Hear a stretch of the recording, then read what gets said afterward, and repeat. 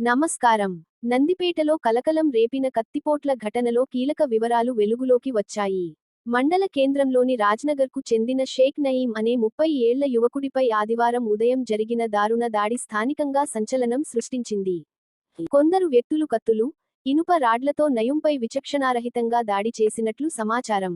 ఈ ఘటనలో నయీంకు తల, చేతులు, కడుపు భాగాల్లో తీవ్ర గాయాలు కాగా, రక్తపు మడుగులో పడి ఉన్న అతడిని కుటుంబ సభ్యులు వెంటనే 108 అంబులెన్స్లో నిజామాబాద్ ప్రభుత్వ ఆసుపత్రికి తరలించారు.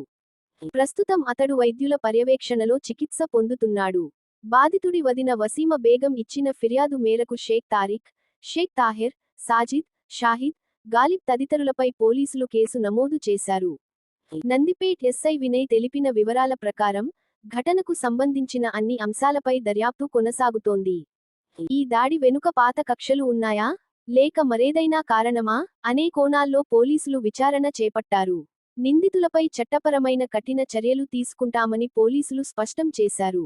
ఇలాంటి తాజా వార్తల కోసం మా ఛానల్ను సబ్స్క్రైబ్ చేయండి. వీడియో నచ్చితే లైక్ చేసి,